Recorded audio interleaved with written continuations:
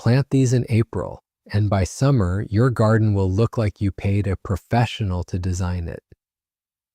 Now picture this for a second. It's the middle of summer. You walk outside early in the morning, coffee in hand, and everything is already thriving.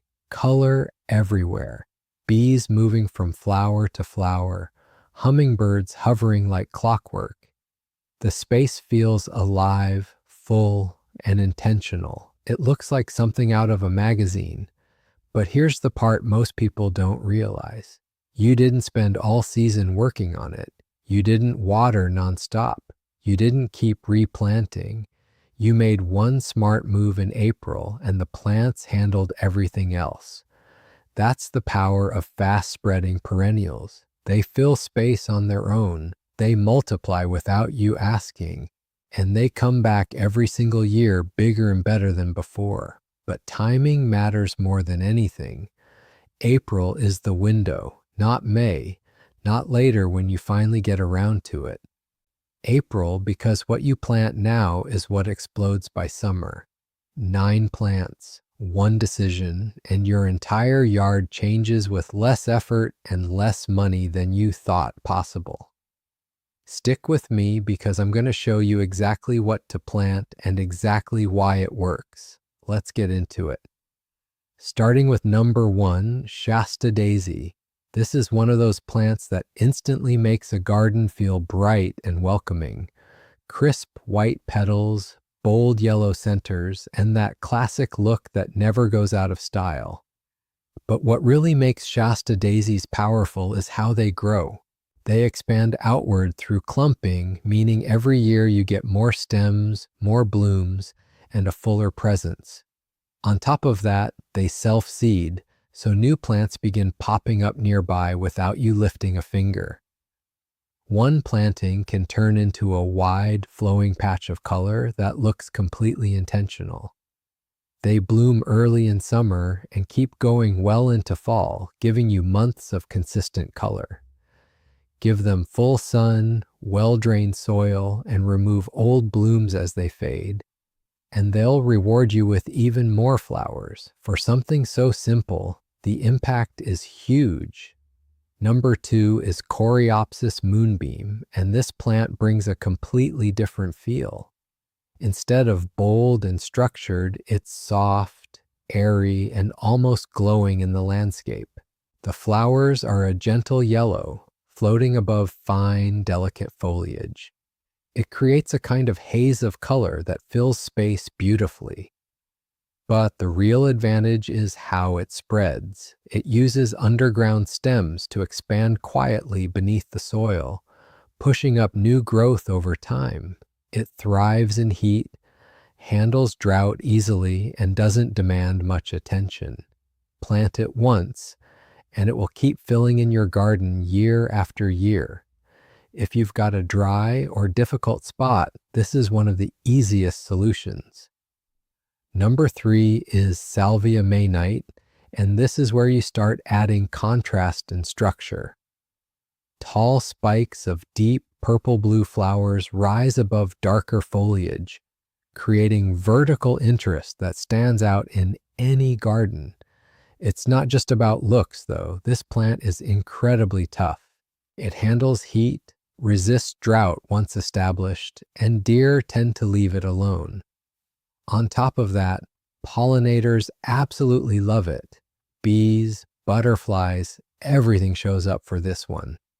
It blooms late spring into summer, and if you cut it back after the first round, it will often bloom again. It's one of those plants that earns its place every single season. Number 4 is Black-Eyed Susan Goldsturm. If you want reliable color that fills in quickly, this is it. Bright golden petals with dark centers, blooming right through mid to late summer when other plants start fading.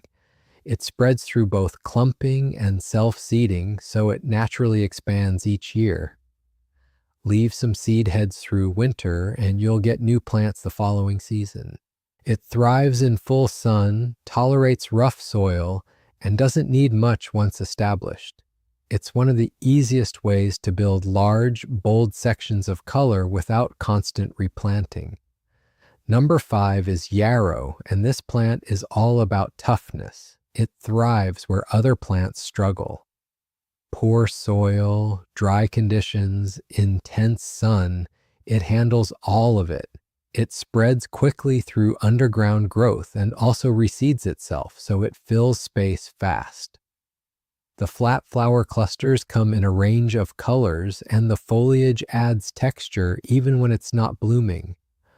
Pollinators love it, and because it grows so aggressively, you can divide it often and create even more plants. It's low effort with high return, exactly what you want in a long-term garden. Number 6 is daylily. This one is known everywhere, but it's often underestimated. The range of colors alone is enough to build an entire garden around. From soft pastels to deep, rich tones, there's something for every style. Each bloom lasts one day, but the plant produces so many buds that you always have flowers opening. They spread through their root systems, forming larger and larger clumps over time. Within a couple of seasons, a small planting becomes a major focal point. They're durable, adaptable, and incredibly rewarding. Number 7 is catmint walker's low. This is one of the most versatile plants you can grow. It produces soft lavender blue flowers over aromatic foliage and has a slightly spreading habit that softens edges beautifully. It works along pathways, in borders, or mixed with other plants. It blooms heavily, and if you trim it back, it blooms again. It's drought tolerant, deer resistant, and constantly attracts pollinators. It fills space steadily without becoming overwhelming, which makes it perfect for balanced garden design. Number 8 is garden phlox, and this one brings fragrance into the picture.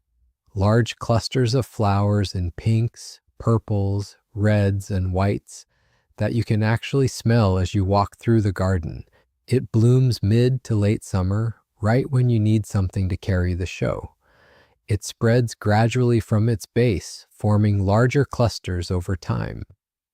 With good airflow and proper placement, it becomes one of the most striking and enjoyable plants you can grow. It also works great as a cut flower, so you can bring that beauty indoors. And finally, number 9 is bee balm. This plant stands out immediately because of its unique flowers. Spiky, vibrant blooms in red, pink, purple, and white that attract hummingbirds like a magnet. It spreads quickly underground, so it can fill space fast if you let it. It thrives in sun or partial shade and prefers consistent moisture, but the payoff is huge. You're not just growing flowers, you're creating a space full of movement and life. Watching hummingbirds visit your garden changes the whole experience. So here's the big takeaway. These 9 plants aren't just beautiful, they're strategic. They grow, spread, and return without constant effort. And planting them in April gives them the perfect head start to establish before summer heat hits. That early growth turns into explosive results by July. If you want a garden that fills itself in, comes back every year, and looks better with time instead of worse, this is how you do it. Start in April. Choose the right plants. Let them do the work. If this helped you, hit that like button, drop a comment with which plant you're starting with, and make sure you're subscribed. We're building smarter gardens over here, not harder ones. I'll see you in the next one.